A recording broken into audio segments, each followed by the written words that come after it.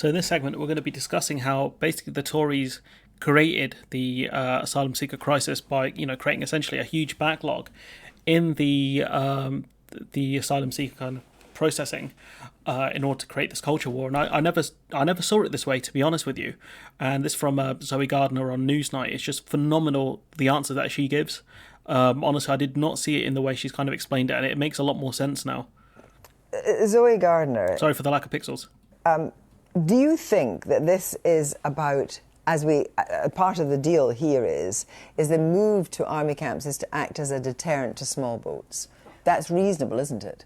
I'm afraid I don't think it's reasonable at all. So what the government has done is it has manufactured an artificial humanitarian crisis on British soil. And it's done that in three ways. There's 51,000... Look how quick the interruption was there as well. Look how quick that was. Does she do that to Tory MPs? Does she do it to right-wingers?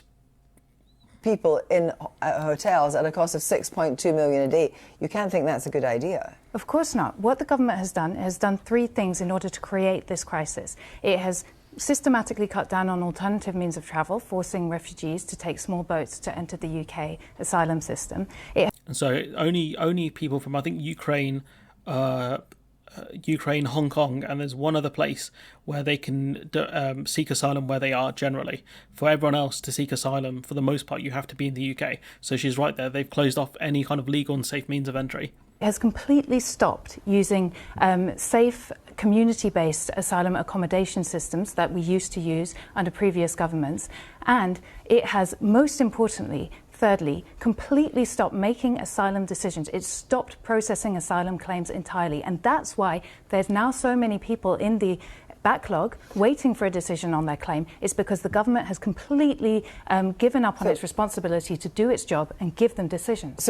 So I hadn't heard this. I hadn't heard that they had stopped the processing completely. I heard they cut the staffing by around 40%, and I thought that's one of the reasons why the backlog was adding up so much. But if they've stopped processing asylum claims, it's just going to continue to build and build, more and more asylum claims, and more people kind of just stuck in the system of not knowing whether they're going to be successful or not. Do you think this is being seen as an alternative to the Rwanda scheme or as an adjunct?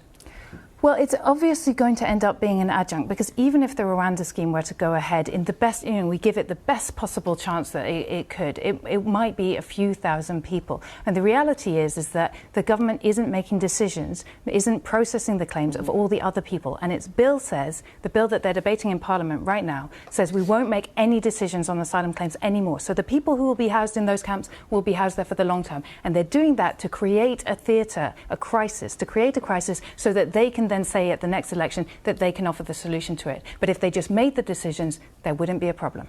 So we can see it's kind of the Tories creating a crisis in order to be the ones to claim they have solved the crisis. But the problem is, you'd struggle to be the arsonist and the firefighter, pretty much at the same time. And I wonder, how damaging Reform UK will be in that context. But I think it's something Labour have to hammer out, is the reason why we're seeing such huge numbers of asylum claims is that the Tories haven't dealt with the backlog at all, haven't opened up safe and legal points of entry. So people feel like they have no choice but to cross the English Channel. And the fact that smugglers and other such people take advantage of that kind of stuff. The Tories should be doing a lot better here. But, this is by design. And I would not have seen it that way, that this was not kind of... I didn't see this as something the Tories manufactured. It was just there in the culture war. But, seeing it like this, that, they're not processing claims, what that tells me is the fact that this has been manufactured by them, and the so-called journalist doesn't address that point at all, doesn't even try and do a follow-up on that one. What she does is she talks about the barracks. Well, we saw what happened at Napier Barracks. It was just a hive mind for COVID. It was just COVID spreading everywhere. There's a reason why these barracks are disused, is because they're in absolute states of disrepair and they're not fit for human habitation. That's why they're not used anymore. And instead of the Tories fixing them up and letting soldiers use them, what they're doing is just using them to house refugees, which is just nonsense. It doesn't make any sense to do that. It just what the Tories have done with refugees, we've spoken about it before, but just the language, the methods they're using, it just doesn't make sense. And if they wanted to solve the crisis, you open up safe legal points of entry, you open up a processing centre in France, and you increase the amount of staff that are dealing with claims in the UK. But the Tories aren't doing any of that. And as Zoe Gardner points out, it just feels like this has been manufactured by the Tory party as a weapon in the culture war. and they will come out in the next election and say, oh, only we can solve this, Labour will only make this worse, etc. And it's terrifying if people actually fall for that, and it shows how idiotic they are. And this clip has done really well within the space of, I think, less than a day. It's got just space of over a day, it's got 1.2 million views, and shouts out to Zoe Gardner for setting the record straight and just pointing out what other people have failed to point out. Even myself, I did not understand how bad the situation was until I watched this. But anyways, I'm going to leave it there. Let me know what you think in the comments below. Like, comment, share, subscribe, support the channel on Patreon if you can, and hopefully I'll see you in the next one.